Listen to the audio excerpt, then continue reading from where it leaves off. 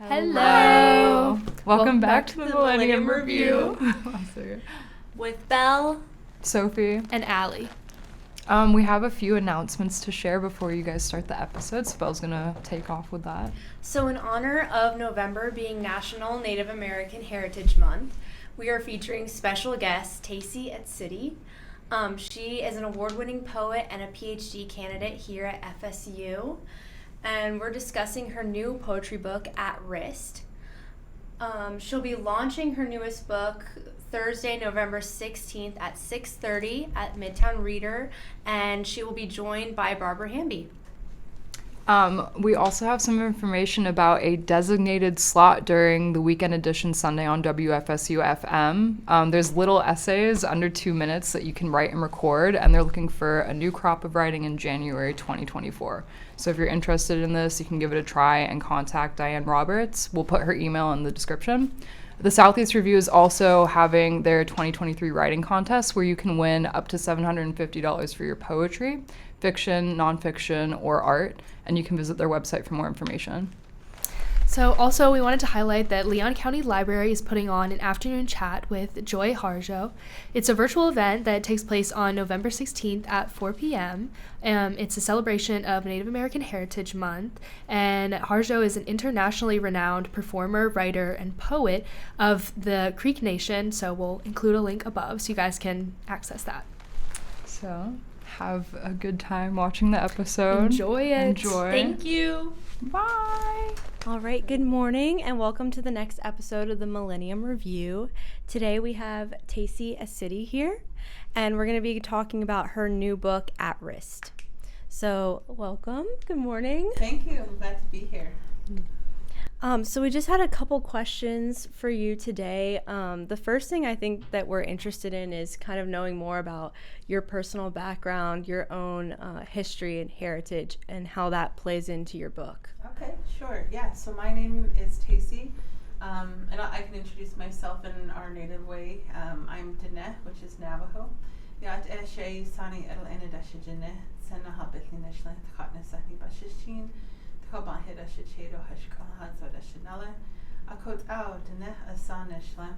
So this is how we introduce ourselves. Basically, I said my name is Sani Adel-Ine. It means she who is like old women. And that's my Navajo name. We have 4 names throughout our lives because we have 4 life stages, and we're never the same person. We're always kind of evolving into a different person. And so that's my adult name, and I've had 2 other names, and I'll get one more name. And my English name, of course, is Tacey. I'm from the Four Corners area of the United States in Arizona, New Mexico, and southern Utah. I'm originally from Cove, Arizona. That's where my dad's side of the family is from. I grew up in Kirtland, New Mexico. And I'm a graduate student here, PhD, 4th year in creative writing and poetry. So yeah, and I'm excited to be here with you guys.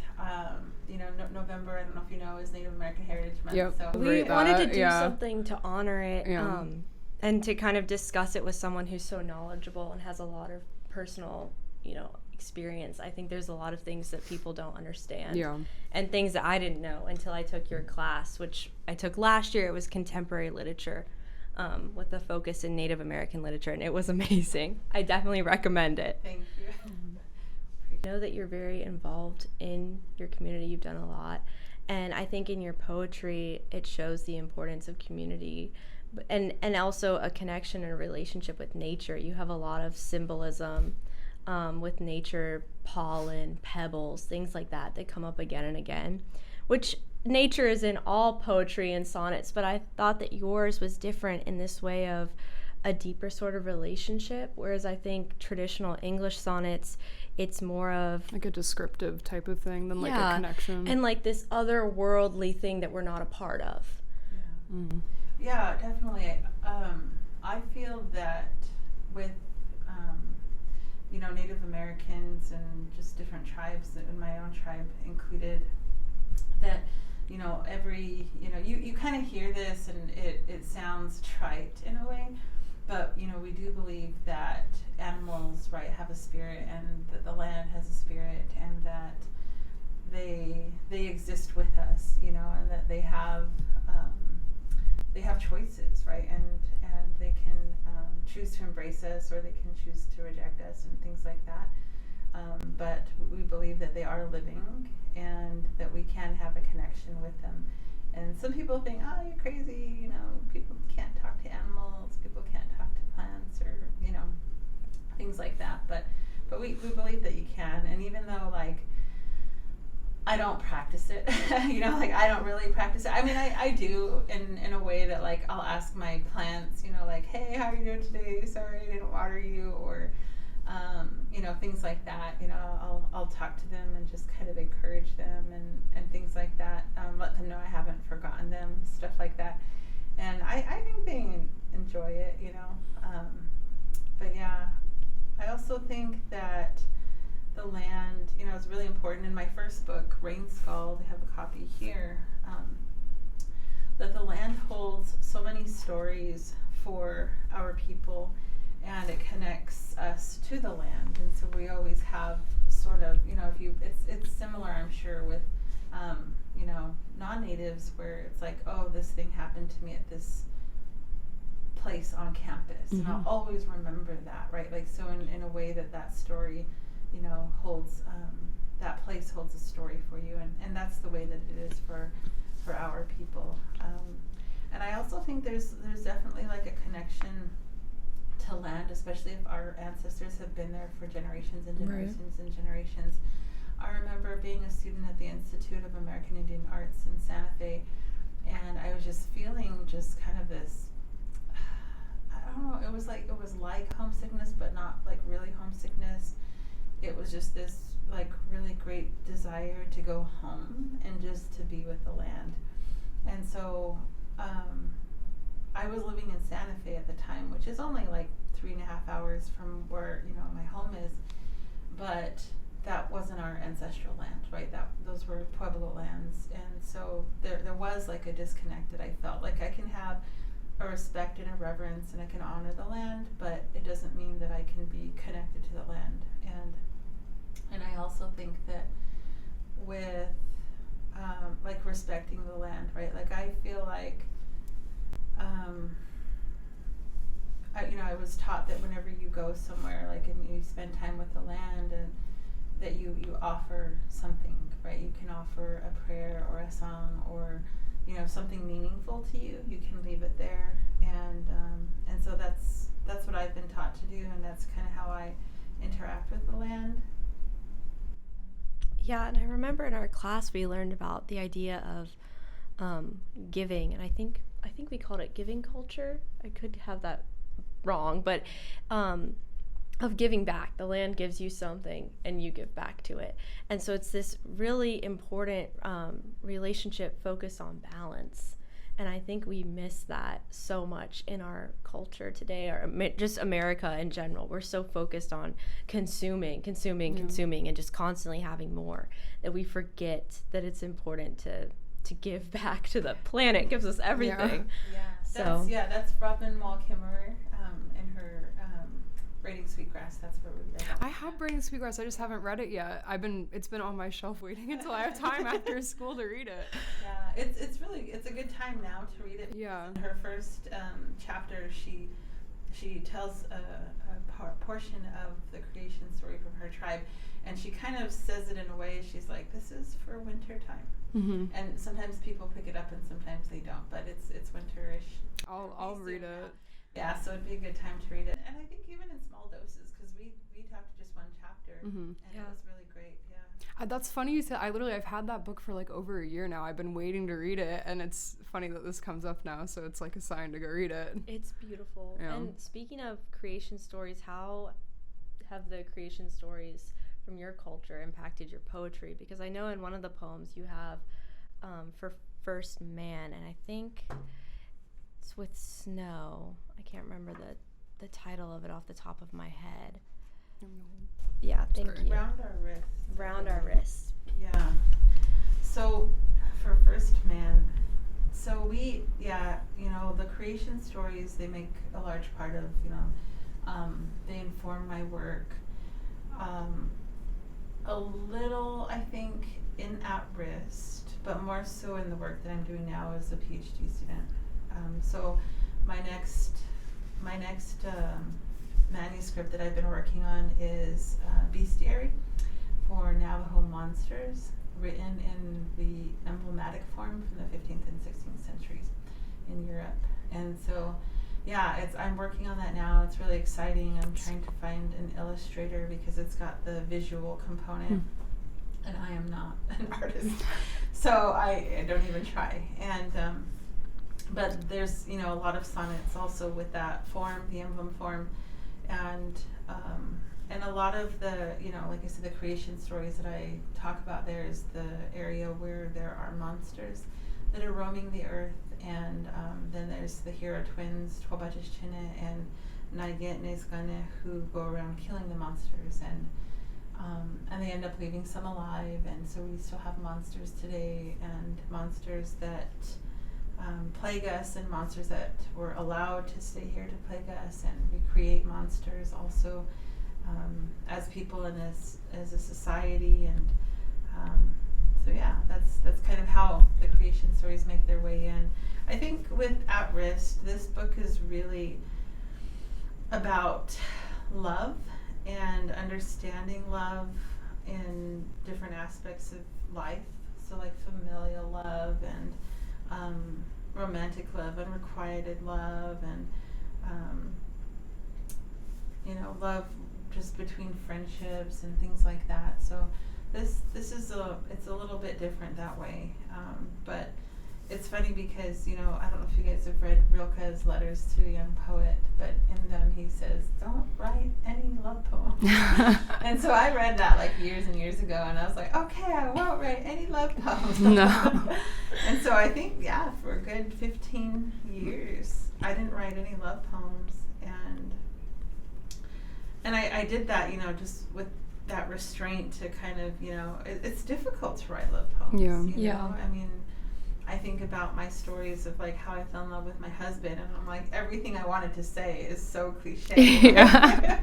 I just felt it was really funny, but I was just like, oh my goodness, this is what they mean. Yeah, it was kind of fun. But this At Risk, it all kind of precedes my husband, meeting my husband, because I wrote that before I met him. But yeah.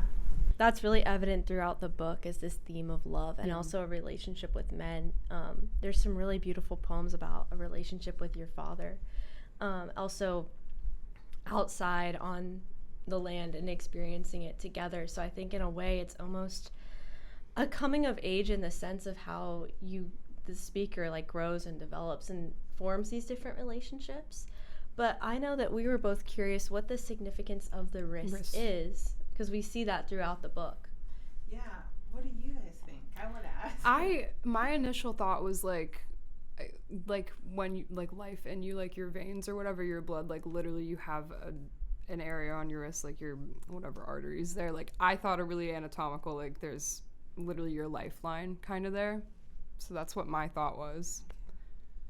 I saw this kind of theme of connectedness going, like being encircled by something, and I know kind of like through time as well as being like a circle. So it's like how you're tied to other people through these relationships. But I wasn't sure. Yeah, and it's interesting, and I'm asking you also because I'm asked this, because the wrist has made its way into my work over the years, and it was just always kind of a reoccurring word that came up, and I was like, what is going on here?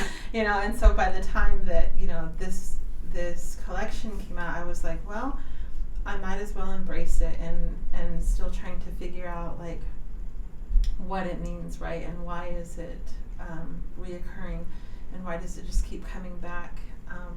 But I think as I've thought about it, and I love both of your thoughts, because it kind of, it has, like it's one of the lifelines, like you're saying, and it tells you that you're alive, right? Mm-hmm. And it tells you that, it's sort of, that's, these parentheses, and, even the parentheses on the title.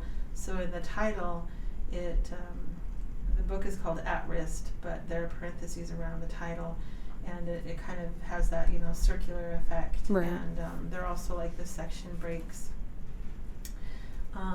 when you look at the table of contents, you know, they have the parentheses, and so there is that, and on the cover, you know, this cover is by Cara Romero. She's a native photographer, and it's called Two Virgins, and so they're embracing here, you know, on the cover, and so there is kind of that like coming together, and trying to figure out, right, what that is. But I also feel like wrist just sounds like rest. Mm-hmm. Like wrestling, right? Like wrestling with love, and wrestling with feelings, and wrestling with relationships, and wrestling with, you know, all of that. And so there's that. There's also rest, right, where you're kind of reclined, right? You're resting, and so you can be at rest, and one of the other interviewers, he was like, I kind of heard at risk, you know. I heard that too when I read it at first. Yeah. At risk, you know, and so like, you know, what do we risk when, you know, we love? And my book opens with a quote by Louise Erdrich. She's a fiction writer, Anishinaabe, and she says, "Life will break you. Nobody can protect you from that, and living alone won't either. For solitude will also break you with its yearning. You have to love. You have to feel. It is the reason you are here on earth. You are here to risk your heart. You are here to be swallowed up. And when it happens that you are broken or betrayed or left or hurt or death brushes near, let yourself sit by an apple tree and listen to the apples falling all around you in heaps, wasting their sweetness. Tell yourself that you tasted as many as you could." I have a question, because you're saying that you didn't really write like love poems. Is there anything specific that happened, or like that kind of like a catalyst for it, like for you wanting to either put this book together or like finally start writing in that genre? I think it was the fact that I fell in love with the sonnet, Mm-hmm. and it was just that. You know, when I was a grad student, I was writing Rain Scald.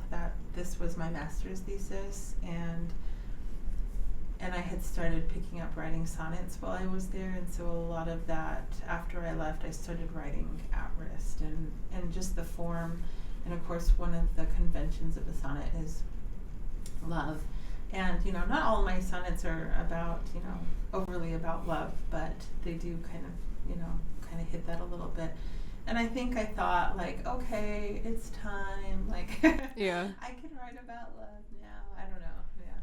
But there wasn't any, like, one Specific. Yeah. Okay. Yeah. I think it's like so interesting to think about purposely wanting to avoid love, because I understand in the way that love poems can turn out so cliche, and you find yourself using the same imagery, the same like language almost, and it almost starts to feel like the beloved of every love poem just is the same person. Mm-hmm. But I think that that's part of what makes this book so striking, is that they're all so different. And the love poems in the book, it felt like the beloved was a unique person in every poem, because the voice and the language used is so different. And I think it's really beautiful. So to write a love poem, you did a great job. Yeah. So this poem is called "It's Hard to Write a Love Poem When." It's hard to write a love poem when always my face skin itches, first a long jawbone. Women are kneeling creekside to dye ribbon. Back muscles ache from wearing velveteen, deep rose. I spend so much time in the gray room where red flows. Women seep by the hundreds back into tree bones. The time has come for my headshot to be shown, for my sister's art installation. So many eyes once shown. So much lint accumulates, quietly I peel off to doze. Always my face bone. The love of my life scrubs his scalp among glacier stones. In minutes, I have to start my truck to leave, having grown. Away go the geese, leaving their white speckled woes. My jam My raspberry jam didn't set again, so now a syrup flows. They say, set her free from tree to sky, like a star she rose, always my face bone. It's so different hearing a poem like read to you, especially by whoever wrote it, than reading it yourself and like sharing that with people through your literal words. And I think that it's just like it's We read the whole book and we loved everything we read. When I was reading it, I saw a lot of mentions of lace. Is there anything like really significant with that for you? So with lace, I have lace sonnet, and then the third section of my book is called Lacing, and it's a sonnet redoubled. And it spans like, it has this imagery of weaving, and I think people think, oh, it's very delicate, and it's, lightweight, and it's white, so it's, maybe pure and innocent. And you use it kind of as a decorative, right, piece, and so I think some people think that like it's just for show, right? Like it doesn't have a lot of function, but I think that for me, the lace is so difficult to make, and that weaving process is difficult, and it's beautiful, right? The end product is really gorgeous, and even though it adorns, it's almost like what makes life worth living, right? Like it's just that it's all of that hard work that went into creating such a beautiful piece, and then being able to bear that piece and wear that piece. And so with lacing, there are 15 sonnets in that poem, and I start sort of, kind of at the beginning. You'd mentioned how there's my father, right? And my father really kind of affects my relationships with the different, relationships that I had throughout my life, and kind of how I interact with, men, and how I interact with other people in my life. So I'll read a poem called On Innocence. At Quality Waters, New Mexico. I am too young to handle bone and knife. Just out of morning, dark glints a rainbow trout. Her life full as her stomach, her fins flap like wings, breaking water to catch the last blue of night's end. Dad squats. A crowning shimmer from her exquisite belly. Here's where you cut. As he tightens his fist around her body, now gut open, he pulls her spine, her entrails caught in current downstream. Flyaways bend like grasses in breeze. My eyes drift off before watering over, my blade tip cold as the deep, deep. Down here, it's easy to mistake your hand for someone else's sternum or set of ribs. I drive a stake in the riverbank. She's chained through, gills still moving. When I read that, I really loved it, and I also love specifically that you refer to the fish as a she, and it's not an it. I think that people don't appreciate like these, I guess, like minuscule parts of life.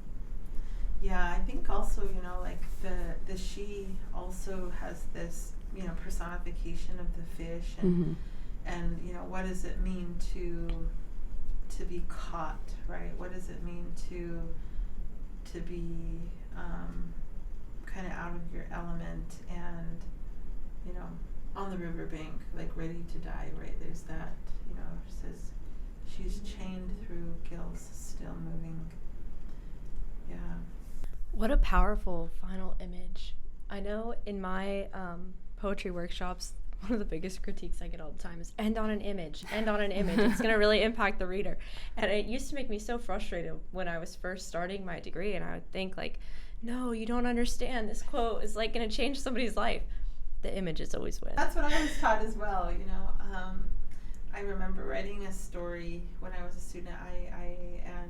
My teacher said the same thing. Like he said, well, because I can't remember how I wrote it, but it was like, there was something tied. I think I had tied some like Navajo tea in the story. It's like a bundle, and you just tie it in a little bundle, and it's like, it looks like a weed, but it's a plant, and then you dry it and boil it. And anyway, you I think I had like decided to let it down the river, and the way that I had written it was very like passive, like it was going to open or something like that. But I remember my teacher said, well, why doesn't it start to open right as it's going away like that? And I was like, no. And he was like, no, just try. I was like, okay.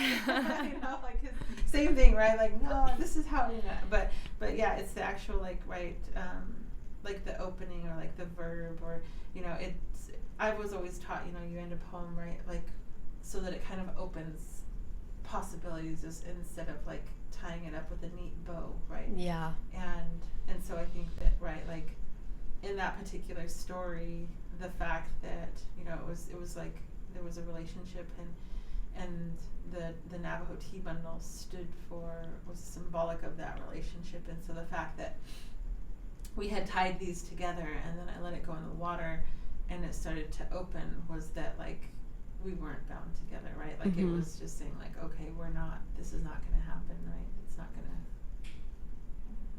continue, right?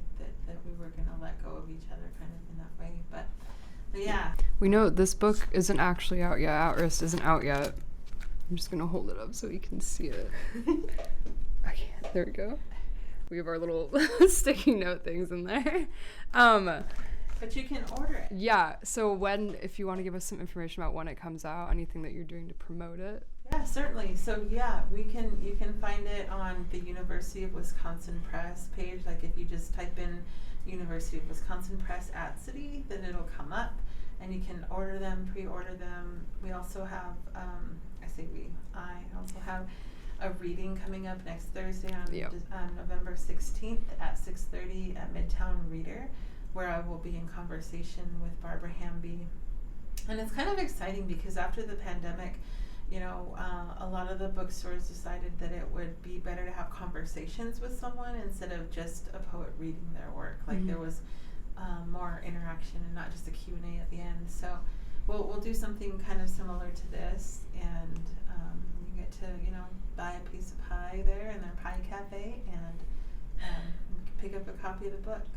I'm so excited. We were just talking about it on the way here. We're like, we're gonna go to it. We're excited to be there. It's just such a beautiful book, and I also think that, you know, we're both English majors. We've read a lot of poetry. Yeah. We've read a lot of books, and I think that this voice really stands alone as so unique in the imagery and the tones, and I think that has a lot to do with coming from a different cultural perspective than anything that we're really used to reading. It's really beautiful. How has your family or community, how have they responded to the book, or have they read it yet? It's meant to be elusive, but it's work, right? One of my interviewers was saying, like, I had to read the book 4 times, you know, and he was like, the first time I read it, it was just kind of like, you know, like it was just hard to understand and kind of get into, and trying to understand and see how, like, the arrangement and things of, you know, words on the page, and the syntax is a little bit different, and the imagery is cool, but like it was difficult work. Yeah. And so I think sometimes, like, if you're not trained to know how to read them, and if you don't take the time, then it's difficult work. I'll say when I was reading it, I ended up starting to read them out loud to myself, like I was saying earlier. I think it, like, hearing it can really help you, like, understand what's going on, and, like, I feel like poetry is a very, like, it's like spoken word, you know, like it's important to hear it. It's meant to be. Yeah, it's supposed to be spoken. Yeah, it's definitely meant to be spoken. Yeah. Well, congratulations on a beautiful book, and we're so excited to attend your reading. Yeah, I'm looking forward to it. Well, thank you so much for joining us today. Thank you for having me. Okay. Bye.